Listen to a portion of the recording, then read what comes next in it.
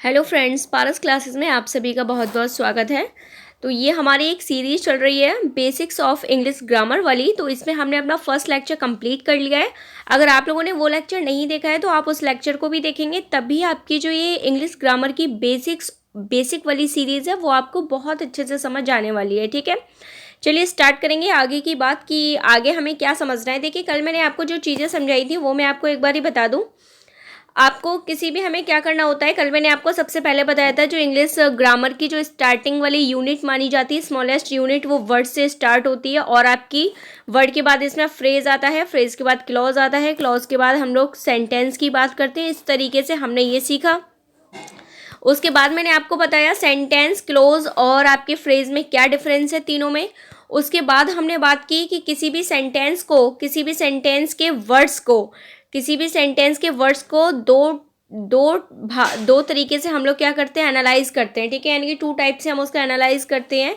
एक तो उसके आने वाले जो वर्ड है वो कौन सी वाली पार्ट ऑफ स्पीच से रिलेटेड है, और दूसरा कि वो वर्ड है वो फंक्शन किस तरीके का कर रहे हैं। ठीक है, तो फंक्शन के बेस पर मैंने आपको बताया था कोई भी जो वर्ड है या कोई भी जो सेंटेंस में आने वाला वर्ड है या ग्रुप ऑफ वर्ड है वो 5 तरीके से वर्क करता है। या तो वो एज अ सब्जेक्ट वर्क कर रहा होगा, या फिर वो एज अ ऑब्जेक्ट वर्क कर रहा होगा, हो सकता है वो वर्ब का काम कर रहा हो सकता है वो कॉम्प्लीमेंट का काम कर रहा और हो सकता है कि वो एडवर्बियल का काम कर रहा हो। ठीक है, तो इस तरीके से हमने सीखा था कि किसी भी सेंटेंस में आने वाले आपके जो वर्ड्स हैं उनका जो फंक्शन होता है, तो उस फंक्शन को जनरली हम 5 टाइप्स में डिवाइड कर देते हैं। ठीक है, तो यही है। अब हम आगे की सीरीज स्टार्ट करेंगे। वो मैंने 5 फंक्शन के बेस पे जो वर्ड्स को हम डिवाइड करते हैं 5 टाइप में, उसमें ज़रा सब्जेक्ट से रिलेटेड अब की पॉइंट समझते हैं, क्योंकि आपको ये की पॉइंट आना बहुत ही ज़रूरी है। तभी आप पूरी ग्रामर का बेस समझ पाएंगे और तभी आप चीज़ों को बहुत आसानी से पता कर पाएंगे कि सेंटेंस में जो आने वाला वर्ड है वो वर्ड एक्चुअल में उस सेंटेंस में वर्क किस तरीके से कर रहा है। ठीक है, चलिए सबसे पहले जैसे कि मैंने आपको बताया था कि कोई भी वर्ड जो है वो एज अ सब्जेक्ट की तरह वर्क करता है। ठीक है, तो सब्जेक्ट क्या है, सब्जेक्ट को आप कैसे डिफाइन करेंगे, सब्जेक्ट क्या होता है किसी वर्क का। तो सब्जेक्ट के लिए कहते हैं जो क्रिया को करने वाला है उसे क्या कहा जाता है, उसे कर्ता कहा जाता है। ठीक है, यही बात अगर मैं इंग्लिश ग्रामर में आपको बताऊं तो हम क्या समझेंगे, डूअर ऑफ द एक्शन। क्या समझना है, डूअर ऑफ द एक्शन आपको समझना है, या फिर डूअर ऑफ द वर्ब आप कह सकते हैं। ठीक है, तो डूअर ऑफ द एक्शन या डूअर ऑफ द वर्ब वो क्या होता है, वो आपका सब्जेक्ट होता है। और जनरली मैं आपको बता दूं कि जनरली जो सेंटेंस है वो सेंटेंस के स्टार्टिंग में आता है। ठीक है, कहाँ यूज़ करते हैं, स्टार्टिंग में सब्जेक्ट आता है। और कभी कभी हम एक सेंटेंस को नया फॉर्म देने के लिए कभी कभी हम सब्जेक्ट को लास्ट में भी डिनोट कर देते हैं, बट जो जनरली यूज किया जाता है सब्जेक्ट वो किसी भी सेंटेंस के स्टार्टिंग में ही होता है। ठीक है, ये बात आपको ध्यान रखनी है। 2 की पॉइंट्स हमने ये नोट किए। सबसे पहला हमने नोट किया सब्जेक्ट क्या है, सब्जेक्ट है डूअर ऑफ द वर्ब।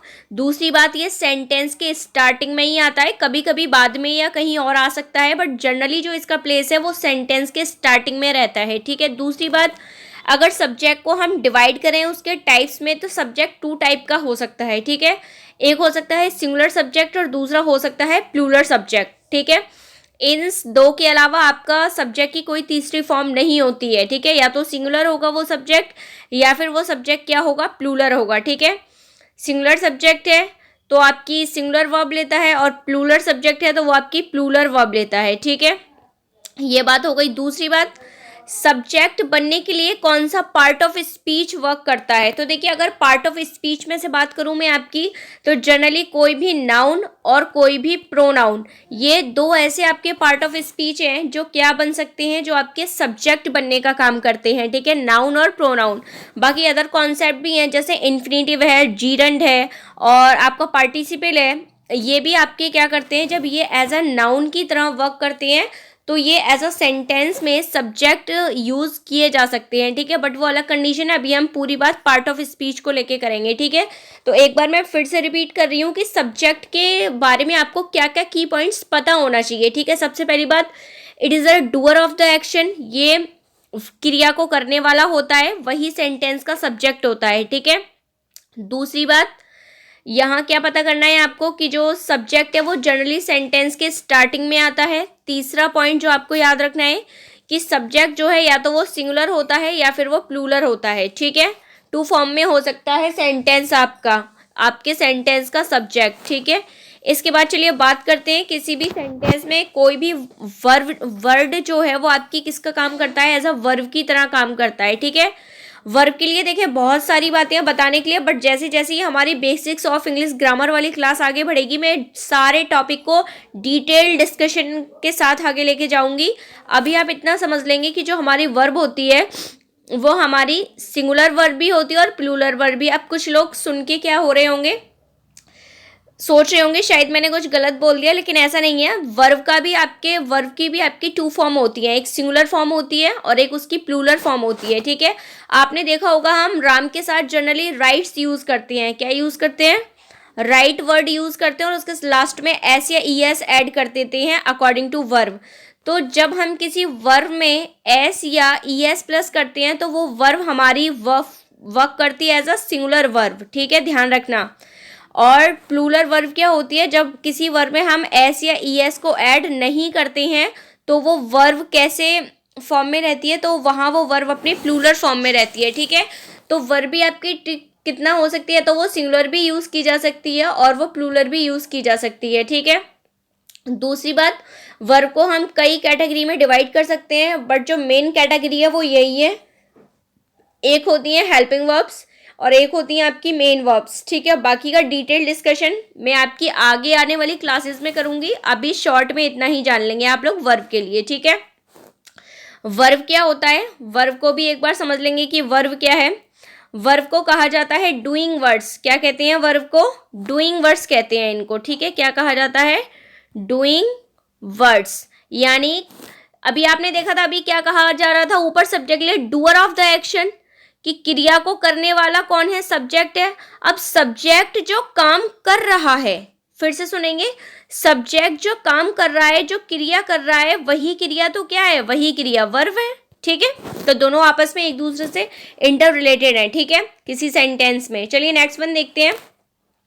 एक यहाँ बात और समझनी है आपको, सब्जेक्ट और वर्ब का बड़ा एक तगड़ा कॉम्बिनेशन चलता है जिसे हम कहते हैं सब्जेक्ट वर्ब कॉम्बिनेशन, या फिर आप उसको दूसरे टॉपिक के नाम से भी जानते हैं सब्जेक्ट वर्ब एग्रीमेंट, और आप इसको एक नाम से और जानते हैं सिंटैक्स।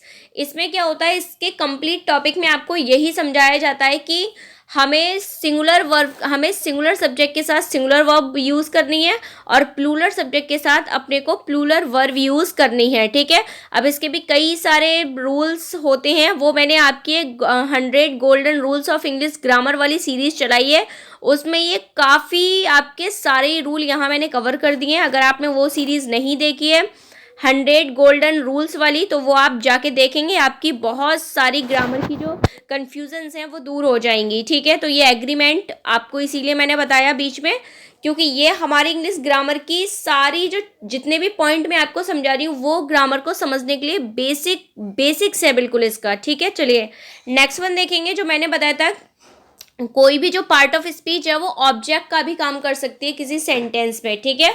अगर फंक्शन के बेस पर हम देखें किसी वर्ड को, तो फिर वो किसी सेंटेंस में किसका काम भी कर सकता है, ऑब्जेक्ट का काम कर सकता है, ठीक है।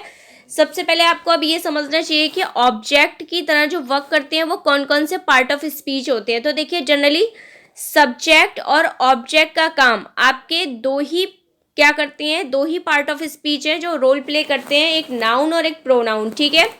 बाकी आपका जीरंड है, आपका इन्फिनेटिव है, पार्टिसिपल है, ये भी एज अ नाउन जब वर्क करते हैं तो इनका भी यूज हम एज एन ऑब्जेक्ट कर सकते हैं, ठीक है।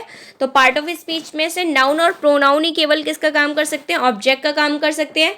बाकी ऑब्जेक्ट के बारे में भी और डिटेल डिस्कशन चाहिए तो यहाँ एक और सीरीज चल रही है इसी पारस क्लासेस पर, वहाँ जितने भी आपके इंग्लिश ग्रामर के जितने भी छोटे छोटे कॉन्सेप्ट्स हैं, सब्जेक्ट, प्रेडिकेट, ऑब्जेक्ट, क्लोज वगैरह, तो इन सब की मैंने काफ़ी डिटेल्ड वीडियो अपलोड की हुई है। आप डालेंगे पारस क्लासेस ऑब्जेक्ट तो वो निकल के आएगी। आप ऑब्जेक्ट को जितना डीप से समझना चाहते हैं वहाँ और अच्छे से समझ लेंगे, ठीक है। एक बार देखिएगा ज़रूर, तो आपको क्या होता है ऑब्जेक्ट, कैसे आता है, कैसे फाइंड आउट करेंगे, वो सारी चीज़ वहाँ पर है, ठीक है। तो चलिए इसमें देखेंगे। सबसे पहले आपको ये पता चल गया कि पार्ट्स ऑफ स्पीच जो है नाउन और प्रोनाउन वो किसी भी सेंटेंस में ऑब्जेक्ट बनने का काम करती हैं, ठीक है। फंक्शन किसकी तरह करते हैं, एज एन ऑब्जेक्ट की तरह करते हैं। दूसरी बात, की पॉइंट जो आपको जानना है ऑब्जेक्ट के लिए, ऑब्जेक्ट किसी भी सेंटेंस में या तो डायरेक्ट ऑब्जेक्ट आ सकता है या इनडायरेक्ट ऑब्जेक्ट आ सकता है, या फिर किसी एक सेंटेंस में आपके दोनों ऑब्जेक्ट आ सकते हैं, ठीक है। डायरेक्ट ऑब्जेक्ट भी आ सकता है और इनडायरेक्ट ऑब्जेक्ट भी आ सकता है, ठीक है। अभी क्या डायरेक्ट ऑब्जेक्ट और क्या इनडायरेक्ट ऑब्जेक्ट, इसको थोड़ा और इजी वे में समझते हैं। देखिए, डायरेक्ट ऑब्जेक्ट यानी कि नॉन लिविंग थिंग, जितनी भी नॉन लिविंग थिंग यानी कि कुछ वर्ब्स ऐसी होती हैं जो अपना मीनिंग कंप्लीट करने के लिए किसी नॉन लिविंग थिंग को क्या करती हैं, ट्रांसफर, जब उस वर्ब को ट्रांसफर होने के लिए किसी नॉन लिविंग थिंग की क्या होती है, नीड होती है, ठीक है। जैसे ही राइट्स ए लेटर, तो अभी जो ए लेटर है वो कैसा है, वो नॉन लिविंग है। अगर पूछा जाए वो कैसा ऑब्जेक्ट है तो आप बताएंगे वो डायरेक्ट ऑब्जेक्ट है, ठीक है। डायरेक्ट ऑब्जेक्ट में क्या होता है, डायरेक्ट ऑब्जेक्ट में नॉन लिविंग थिंग की बात की जाती है, ठीक है। और ज़रा समझेंगे, दूसरे टाइप का जो ऑब्जेक्ट होता है वो होता है आपका इनडायरेक्ट ऑब्जेक्ट, ठीक है। इनडायरेक्ट ऑब्जेक्ट का मतलब है जिसमें हम लिविंग पर्सन्स की बात कर रहे हो, ठीक है। जैसे ही बीट्स मी, अब ही बीट्स मी किसको मारा गया, मी, यानी मुझे मारा गया। तो ये मी जो है वो एक पर्सन है, तो वो कैसा पर्सन है, लिविंग पर्सन है। तो ये जो मी है वो कैसा ऑब्जेक्ट है, वो इनडायरेक्ट ऑब्जेक्ट है। और जैसे राहुल राइट्स ए लेटर, तो ए लेटर जो है वो आपका नॉन लिविंग है, इट मीन्स वो डायरेक्ट ऑब्जेक्ट है, ठीक है। ऑब्जेक्ट से रिलेटेड फिर से एक बार समझेंगे। सबसे पहली बात, नाउन और प्रोनाउन जो है वो किसी भी सेंटेंस में एज एन ऑब्जेक्ट की तरह फंक्शन करते हैं। दूसरी बात, ऑब्जेक्ट आपका टू टाइप का होता है, डायरेक्ट ऑब्जेक्ट और इनडायरेक्ट ऑब्जेक्ट। और तीसरी मोस्ट इंपॉर्टेंट बात होती है, देखिए बहुत सारा कन्फ्यूजन रहता है ऑब्जेक्ट को फाइंड आउट करने में, कि किसी सेंटेंस में हम कैसे पता करेंगे कि कौन सा वर्ड जो है वो एज एन ऑब्जेक्ट की तरह वर्क कर रहा है या फंक्शन कर रहा है, ठीक है। तो नेक्स्ट पॉइंट मैंने यही बनाया है, आइडेंटिफिकेशन ऑफ एन ऑब्जेक्ट, ठीक है। किसी ऑब्जेक्ट की कैसे हम आइडेंटिफिकेशन करेंगे कि ये जो वर्ड है वो ऑब्जेक्ट है, ठीक है। तो उसको समझने के लिए सबसे पहले आपको वर्ब के बारे में पता होना चाहिए थोड़ा सा। देखिए, जब भी किसी सेंटेंस में अगर ऑब्जेक्ट आता है, क्या आता है, ऑब्जेक्ट आता है, तो ये बात कंफर्म है कि वहाँ पे जो वर्ब आई होगी वो कैसी वर्ब होगी, वो ट्रांजिटिव वर्ब होगी। कैसी वर्ब होगी, ट्रांजिटिव, यानी कि उस वर्ब के मीनिंग को ट्रांसफर करने के लिए हमें एक ऑब्जेक्ट की नीड होती है। उसी ऑब्जेक्ट पर ही तो हम उस वर्ब को क्या करेंगे, ट्रांसफर करेंगे उसका मीनिंग कंप्लीट करने के लिए। तो ये बात क्लियर होती है, वहाँ पे जो वर्ब आएगी वो ट्रांजिटिव वर्ब आएगी, क्योंकि ट्रांजिटिव वर्ब को ही किसकी नीड होती है, ऑब्जेक्ट की नीड होती है, ठीक है, अपना मीनिंग कंप्लीट करने के लिए। जैसे नीचे सेंटेंस में एग्जाम्पल दिए हैं, पहले वो देखिए, ठीक है। ही कॉल्ड मी, तो देखिए ही कॉल्ड मी, उसने बुलाया, अब किसे, मी। और तो ये जो मी है, तो ट्रांसफर होने के लिए जिस नाउन और प्रोनाउन का हम यूज करते हैं वही नाउन और प्रोनाउन क्या कहलाता है, वही नाउन और प्रोनाउन उस वर्ब का ऑब्जेक्ट कहलाता है, ठीक है। बस इतनी सी बात है कि ट्रांजिटिव वर्ब जिस नाउन और प्रोनाउन पर ट्रांसफर होती है उसी, या जो नाउन और प्रोनाउन उस ट्रांजिटिव वर्ब को रिसीव करते हैं, वही वर्ब हमारी, वही नाउन और प्रोनाउन हमारा क्या कहलाता है, वही नाउन और प्रोनाउन हमारा ऑब्जेक्ट कहलाता है, ठीक है। बहुत सिंपल है, आप कैसे भी कह सकते हैं। उस वर्ब को ट्रांसफर होने के लिए जिस नाउन और प्रोनाउन की नीड होती है उसे हम ऑब्जेक्ट कहते हैं, ठीक है। इतनी बात क्लियर है। या फिर आप ऐसे भी कह सकते हैं कि जो नाउन और प्रोनाउन उस ट्रांजिटिव वर्ब को रिसीव करता है उसे क्या कहा जाता है, ऑब्जेक्ट। देखिए बात वही कही जा रही है, बस उसको बोलने का मैंने डिफरेंट तरीके से मैंने उसको आपके सामने बोल दिया, ठीक है। बात वही है, ठीक है। लेकिन अभी तो केवल हमने ये पता करा कि ये सेंटेंस में क्या है, ये वाला तो कैसा ऑब्जेक्ट है। देखिए मी, अभी मैंने आपको बताया था मी किस में जाएगा, देखिए लिविंग में जाएगा या नॉन लिविंग में, लिविंग में जाएगा। तो मी आपका कैसा ऑब्जेक्ट है, इनडायरेक्ट ऑब्जेक्ट है। और दूसरा सेंटेंस देखिए, ही राइट्स ए स्टोरी, अब ए स्टोरी भाई कैसी है, स्टोरी आपकी भाई चल फिर तो सकती नहीं है, तो ये नॉन लिविंग है, इट मीन्स ये कैसा ऑब्जेक्ट है, ये आपका डायरेक्ट ऑब्जेक्ट है, ठीक है। इतनी बात आपको पता होनी चाहिए। चलिए नेक्स्ट वन देखते हैं। अब यहाँ से मेन फंडा शुरू होता है, देखिए आइडेंटिफिकेशन ऑफ द ऑब्जेक्ट, ठीक है। किसी ऑब्जेक्ट की अगर आपको आइडेंटिफिकेशन करनी है, मतलब पहचानना है आपको किसी सेंटेंस में कि कौन सा वर्ड है वो ऑब्जेक्ट की तरह वर्क कर रहा है, तो इसके लिए आपको क्या करना होता है, आपको किसी वर्ब से दो तरीके के क्वेश्चन पुटअप करने हैं। या तो व्हाट का क्वेश्चन पुट करना है या फिर आपको हुम का क्वेश्चन पुट करना है। ठीक है, कौन कौन सा क्वेश्चन पुट करना है वर्ब से, या तो व्हाट का क्वेश्चन पुट करना है और या फिर हुम का क्वेश्चन पुट करना है।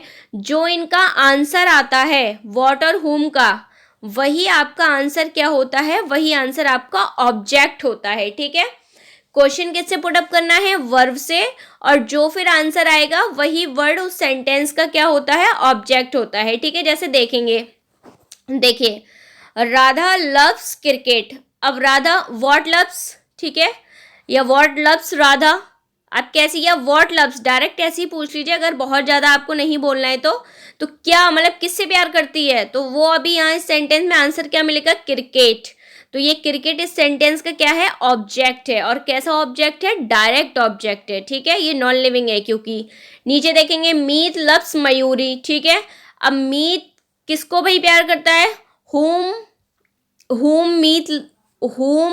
डायरेक्ट पूछ सकते हैं आप लोग, बस के हुम लव्स। ठीक है, मतलब किसको प्यार करता है। ठीक है, तो आंसर क्या मिलेगा, मयूरी। ठीक है, तो मयूरी आपका यहाँ क्या हो जाएगा, मयूरी इस सेंटेंस का हमारा ऑब्जेक्ट हो जाएगा, और कैसा ऑब्जेक्ट हो जाएगा, इनडायरेक्ट, क्योंकि लिविंग पर्सन है। ठीक है, तो आई होप इतना क्लियर हुआ होगा कि अगर किसी सेंटेंस में ये पता करना है कि कौन सा वर्ड जो है वो ऑब्जेक्ट का काम कर रहा है, तो हमें दो तरीके के क्वेश्चन पुटअप करने हैं। या तो वर्ब से हम क्वेश्चन पुट करेंगे व्हाट का, या फिर हम क्वेश्चन पुट करेंगे हुम का। ठीक है, तो जो आंसर मिलेगा वही आंसर आपका क्या होगा, वही आंसर आपका ऑब्जेक्ट होगा। ठीक है, इतनी बात क्लियर हुई होगी। चलिए नेक्स्ट चीज समझते हैं, कॉम्प्लीमेंट। ठीक है, कॉम्प्लीमेंट भी अपने आप में एक बहुत अच्छा पार्ट है इस बेसिक्स ऑफ इंग्लिश ग्रामर का, कि कॉम्प्लीमेंट को बहुत अच्छे से आपको पता होना चाहिए। ठीक है, कॉम्प्लीमेंट, सबसे पहले कॉम्प्लीमेंट से रिलेटेड कुछ पॉइंट्स जानेंगे आप लोग। देख ले कॉम्प्लीमेंट को अगर थोड़ा सा भी इसकी जनरल लैंग्वेज में देख ले, कॉम्प्लीमेंट, देखिए कॉम्प्लीमेंट क्या करता है, कंप्लीट करता है मीनिंग को। ठीक है, किसी सेंटेंस के मीनिंग को कंप्लीट करता है। ठीक है, देखिए सबसे पहले कॉम्प्लीमेंट क्या होता है, तो देखिए कंप्लीट्स द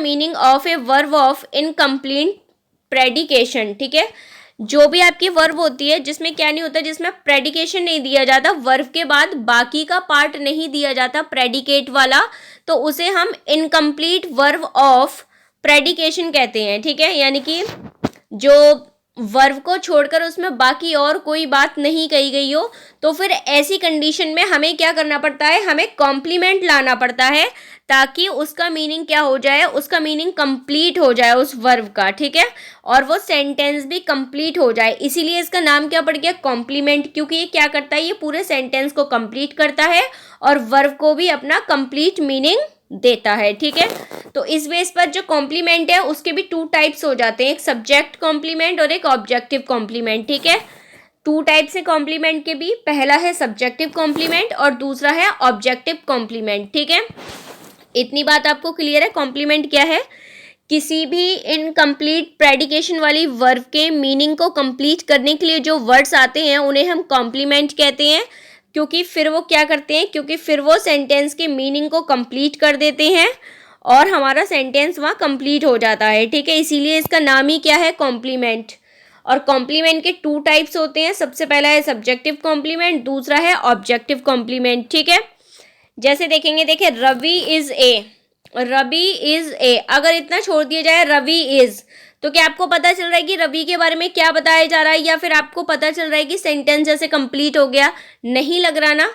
तो रवि इज ए टीचर, तो अब ये जो ए टीचर हमने ऐड किया, ये इस सेंटेंस का क्या कहलाएगा, ये इस सेंटेंस का कॉम्प्लीमेंट कहलाएगा। ठीक है, क्योंकि ए टीचर लगाने के बाद ही हमने सेंटेंस को क्या किया है, कंप्लीट किया है। और रवि है तो क्या है, तो एक टीचर है, तो इसने वर्ब को भी क्या किया है, कंप्लीट प्रेडिकेशन दिया है। ठीक है, कंप्लीट किया है प्रेडिकेट देकर। ठीक है, तो इस पार्ट को हम क्या कहते हैं, इसे हम कॉम्प्लीमेंट कहते हैं। ठीक है, एक और देखेंगे, जैसे शी इलेक्टेड मी कैप्टन। ठीक है, शी इलेक्टेड मी कैप्टन, अगर इतना ही छोड़ देते शी इलेक्टेड मी, तो मतलब क्या इलेक्ट किया, कुछ पता चल रहा है, मैनेजर, कंपाउंडर या अदर फैकल्टी, तो यहाँ शी इलेक्टेड मी कैप्टन, तो ये जो कैप्टन वर्ड आया तब इसने पूरे सेंटेंस को एक क्या दिया, कंप्लीट स्ट्रक्चर दिया। तो इसीलिए ये जो कैप्टन वर्ड है वो भी इस सेंटेंस का क्या हो गया,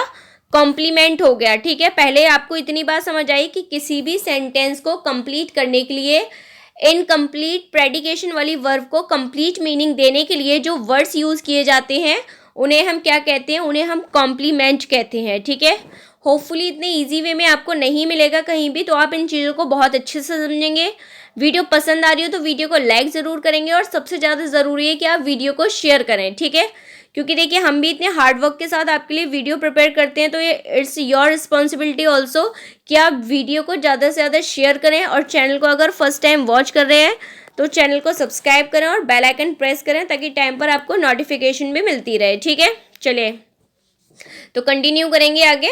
कॉम्प्लीमेंट, तो कॉम्प्लीमेंट में इतनी बात क्लियर हो गई कि कॉम्प्लीमेंट भी टू टाइप का होता है। ठीक है, एक सब्जेक्टिव और एक ऑब्जेक्टिव। चलिए बाकी की बात हम लोग इसके आगे की कल करते हैं। तो have a good day all of you. Video पसंद आई हो तो वीडियो को लाइक करेंगे, शेयर करेंगे, चैनल को सब्सक्राइब करेंगे और बेल आइकन प्रेस करेंगे ताकि टाइम पर आपको नोटिफिकेशन मिलता रहे। Thank you so much.